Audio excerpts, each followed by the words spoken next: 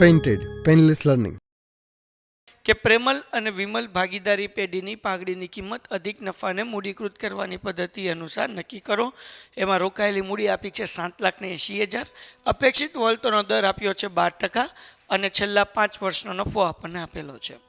આ નફો જે આપ્યો ને એમાં ધ્યાન રાખજો, પહેલાં 2018-19 આપ્યું છે એ આપણે લખ્યું, પછી 18-19 પછી 19-20 જે છે ને એ છેલ્લે આપ્યું છે એ આપણે અહીંયા લખી નાખ્યું. 19-20 2,70,000 લાઇનમાં મેં ગોઠવ્યું છે. પછી આવશે 20-21, 21-22 અને છેલ્લે આવશે 22-23. આ વર્ષો મેં લાઇનમાં ગોઠવ્યા. સરેરાશ નફો ગોતવાનો છે. જો આમના આંખ્યું બંધ કરીને દાખલો કરો અને ઉપર વર્ષો જે છે ધ્યાનથી જોવો નહીં તો નફો સતત વધતો દેખાય, બરાબર. તો ભારી સરેરાશ ભૂલમાં કરી નાખીએ તો એ નહીં કરવાનું. વર્ષ ઉપર જોવાના 18-19 આપ્યું છે, પછી અહીંયા 19 અને 20 આપ્યું છે. તો પ્રશ્નપત્રમાં આવી રીતના ટ્વિસ્ટ કરેલું છે. આ દાખલો આપણી ટેક્સ્ટબુકનો જ છે, ઉદાહરણનો, એમાં કોઈ ટ્વિસ્ટ નથી, એમાં તો સીધે સીધું જ છે, બરાબર ને. પણ આવી રીતના દાખલો હોય તો એક વખત વર્ષો ધ્યાનથી જોઈ લેવાના. તો સરેરાશ નફો માટેનું સૂત્ર શું છે? કુલ નફો છેદમાં કુલ વર્ષોની સંખ્યા. તો આ બધાનો સરવાળો કર્યો એટલે કુલ નફો મળ્યો 11,90,000, એને ભાગ્યા 5 કર્યા એટલે સરેરાશ નફો મળ્યો 2,38,000 રૂપિયા. આને આપણે કહેશું નોંધ નંબર 1.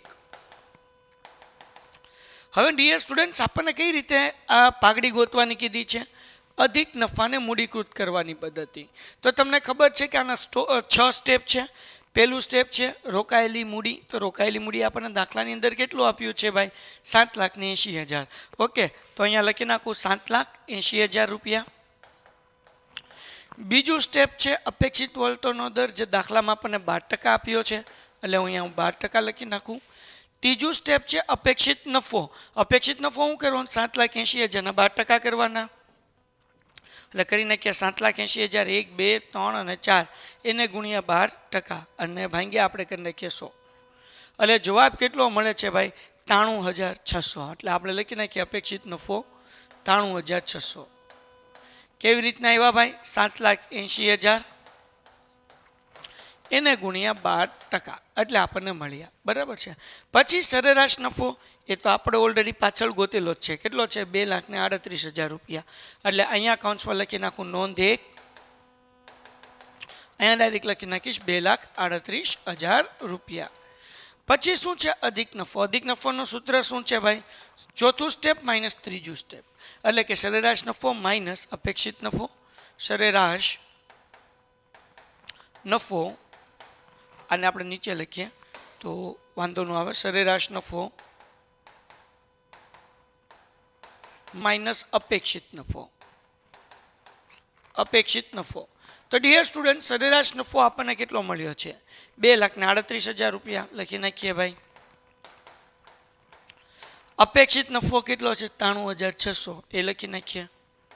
હવે બંનેની બાદબાકી કરીએ, જે જવાબ એ જવા દેશું 12, બરાબર ને. તો હું અહીંયા લખી નાખું છું ભાઈ 2,38,000 1, 2, 3 માઇનસ 93,600 એટલે કેટલા આવ્યા ભાઈ? તો કે આપણને જવાબ મળે છે 1,44,400 એ લખી નાખીએ 12, 1,44,400. હવે પાઘડીનું સૂત્ર છે અધિક નફો, જે આપણને જવાબ ઓલરેડી મળ્યો છે 1,44,400. એના છેદની અંદર આપણે કરવાનું છે ભાઈ અપેક્ષિત વળતરનો દર એ કેટલો છે? 12%. તો આને ભાગ્યા કરવાનું છે 12% એટલે ભાગ્યા કરીશ 12 અને ગુણ્યા કરીશ 100. તમારે કેલ્સીમાં ડાયરેક્ટ ટકા હોય તો એ દબી દેવાનમાં નથી એટલે મેં ગુણ્યા 16 કર્યા. સો ડિયર સ્ટુડન્ટ્સ, આપણો જવાબ અહીંયા આવી જાય છે. કેટલો આવે છે ભાઈ? અહીંયા લખી નાખું છું 12,03,333.33. તો 0.33 કાઢી નાખીએ એટલે પાઘડીનો જવાબ કેટલો આવ્યો ભાઈ? તો કે 12,03,333. સો ડિયર સ્ટુડન્ટ્સ, આ રીતે આપણે અહીંયા દાખલો કરવાનો છે. બહુ ઇઝી છે. હવે કરીએ છીએ આપણે નેક્સ્ટ સમ. શું કીધું ભાઈ? માધવી અને માનસી ભાગીદારી પેઢીની પાઘડીની કિંમત અધિક નફાને મૂડીકૃત કરવાની પદ્ધતિ, એટલે કે આપણે ચોપડીમાં ત્રીજી રીત આપી છે. 6 સ્ટેપ આવશે, બરાબર ને. અનુસાર નક્કી કરો. રોકાયેલ મૂડી આપી છે, અપેક્ષિત વળતરનો દર આપેલો છે અને છેલ્લા 5 વર્ષનો નફો આપ્યો છે. તેમાં વર્ષ લાઇનમાં જ આપ્યા 18, 19, 20, 21, 22 અને 22-23. ડન છે. તો કરી નાખીએ. અહીંયા જ આપી દો ક્રમ. સરેરાશ નફો ગોતી લઈએ પહેલાં અહીંયા, એટલે ડાયરેક્ટ ઓલા આપણે નોંધ 1 કરીને લખી નાખશું. તો અહીંયા હું કરું નોંધ 1, બરાબર ને. વર્ષ આપણને નફો કેટલો? હાલો લખી નાખીએ વર્ષ. કેટલું આપ્યું છે ભાઈ? 2,000 18 19 19 20 પછી 20 21 પછી શું છે 21 22 અને પછી 22 અને 23 પછી નફો શું છે ભાઈ તો કે 90,000 1,20,000 પછી શું છે ભાઈ 1,30,000 સોરી 10,000 પછી છે 1,30,000 અને છેલ્લે 1,00,000 ને જો અહીંયા નફો ઘટે 90 21 થયો પછી ઘટ્યો પછી પાછો વધ્યો એટલે ડાયરેક્ટ શું ગોતવાનો સરેરાશ નફો તો આપણે ગોતી લઈએ ભાઈ સરેરાશ નફો બરાબર શું છે એનું સૂત્ર સરેરાશ નફાનું કુલ નફાના છેદમાં કુલ વર્ષ આ તો યાદ રાખવાનું હો ભાઈ કુલ નફાના છેદમાં કુલ વર્ષ હાલો કુલ વર્ષોની સંખ્યા અહીંયા કુલ નફો એટલે આનો તો આપણે સરવાળો કરવો પડશે કરો કેટલો આવે છે ભાઈનો સરવાળો 5,90,000 પાકું ને તો અહીંયા લખી નાખીએ 5,90,000 કેટલા વર્ષ છે ટોટલ 5 એટલે જવાબ કેટલો આવે ભાઈ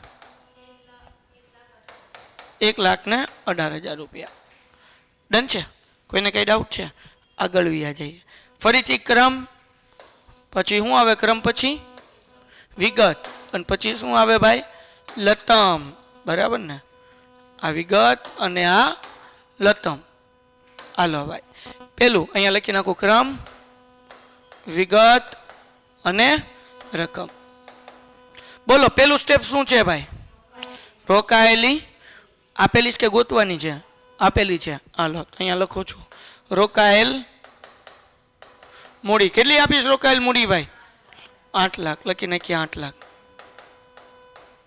થઈ ગયું સ્ટેપ નંબર 2 શું છે અપેક્ષિત વળતરનો દર છૂટું લખીએ અપેક્ષિત વળતરનો દર કેટલા ટકા આપ્યો છે ભાઈ દાખલામાં આપણને 10% એટલે લખી નાખીએ 10% ઓકે ત્રીજો સ્ટેપ આવે અપેક્ષિત નફો અપેક્ષિત નફાનું સૂત્ર શું છે ભાઈ તો કે રોકાયેલી મૂડી ગુણ્યા અપેક્ષિત વળતરનો દર એટલે 8 લાખના 10% કરવાના એટલે જવાબ મળે 80,000 રૂપિયા અને આમાં કેલ્ક્યુલેટર પકડવાનું હોય નહીં મોઢે આવડવું જોઈએ ચોથું સ્ટેપ સરેરાશ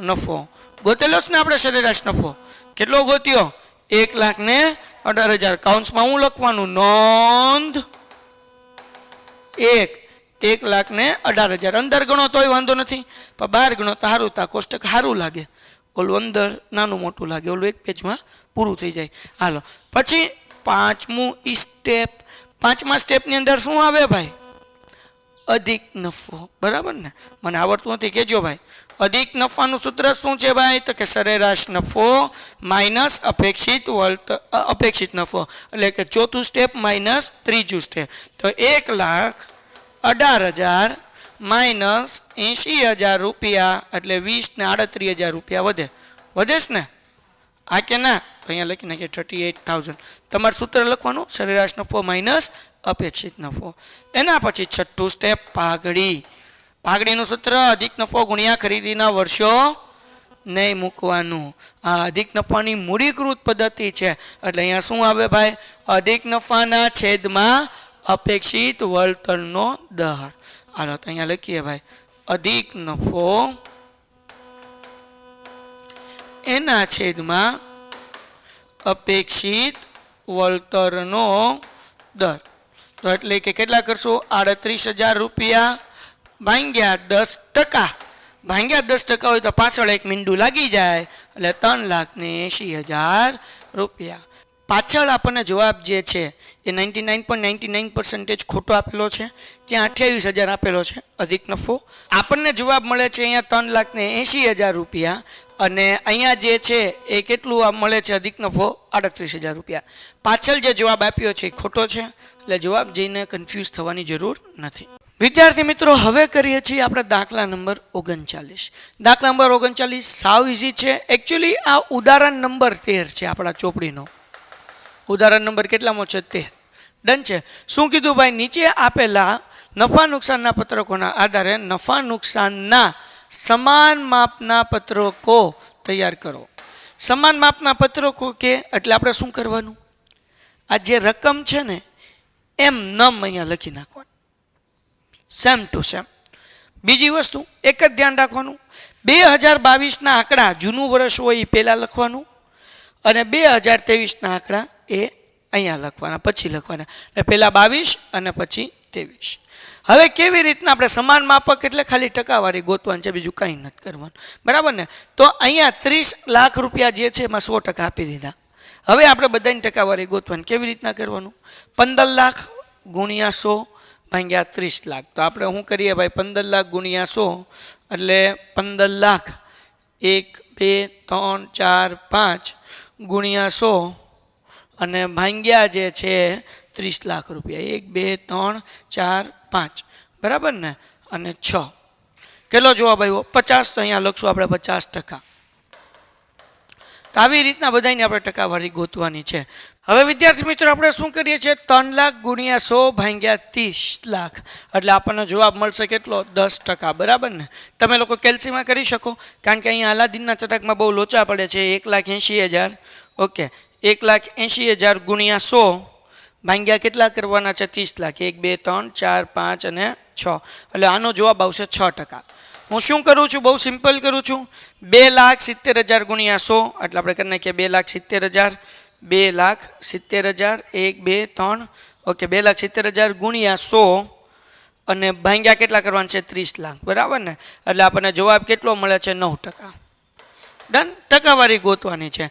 પછી શું કહેવાય કે 22,50,000 ગુણ્યા 100 તો આપણે કરી નાખીએ 22,50,000 ગુણ્યા 100 બરાબર ને, અને ભાગ્યા કેટલા કરવાના? 30 લાખ ભાઈ. ઓકે, એટલે જવાબ આપણને કેટલો મળશે? 75%.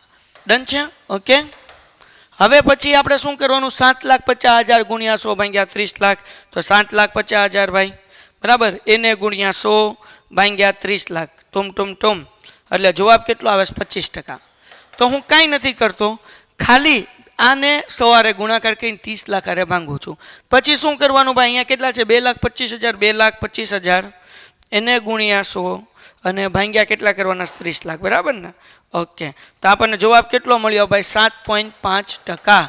પછી આપણે શું કરવાનું ભાઈ, 5,25,000. 5,25,000 એને ગુણ્યા 100 અને ભાંગ્યા કરવાના છે 30 લાખ રૂપિયા. ઓકે, ચલો જવાબ કેટલો આવ્યો? 17.5%.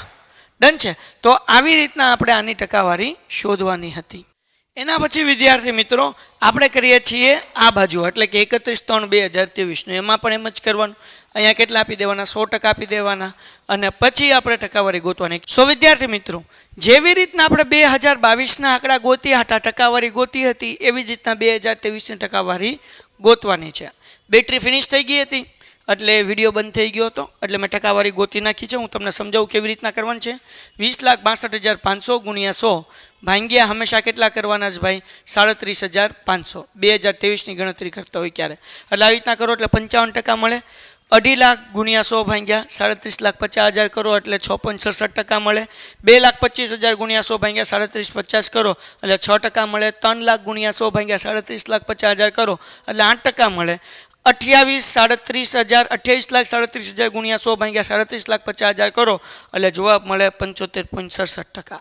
9,12,500 ગુણ્યા 100 ભાંગ્યા 37,50,000 કરો એટલે જવાબ મળે 24.33%. એવી રીતના 7.30% અને 17.03% આપણને જવાબ મળે.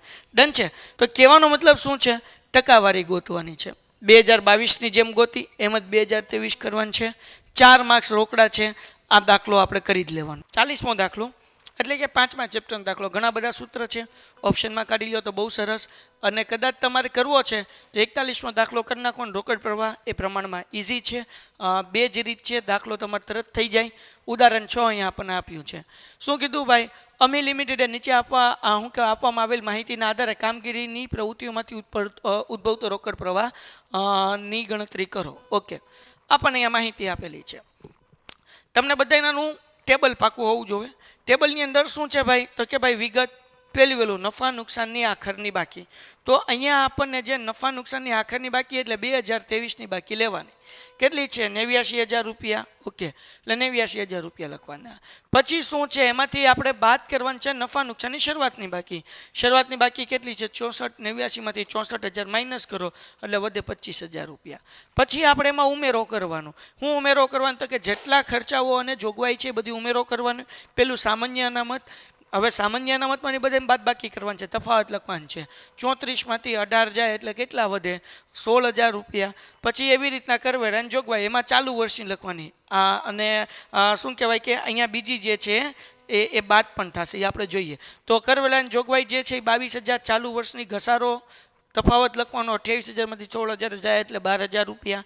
પાઘડી માંડીવાળી 19,000માંથી 15,000 રૂપિયા. બધું આપણને અહીંયા આપેલું જ છે, ખાલી બાદ બાકી કરવાનું છે. 19,000માંથી 15,000 રૂપિયા માઇનસ કરવાના, 4,000 રૂપિયા. બધાને સરવાળો કરો એટલે 54,000. 25ની અંદર 54 નાખો એટલે 79,000 રૂપિયા.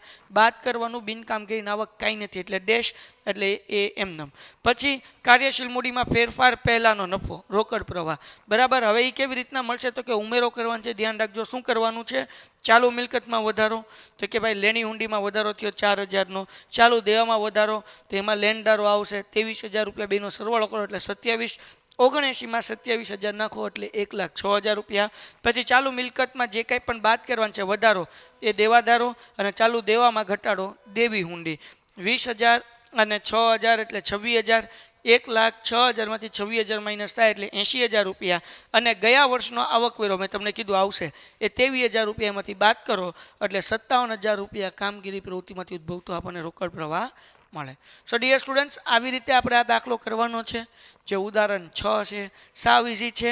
એક આ યાદ રાખજો, તમારે અહીંયા લખવાનું છે વધારો. તમને આ વધારો ઘટાડો યાદ ન રહેતો હોય ને તો આના માટે ટૂંકી રીત મેં બનાવેલી છે.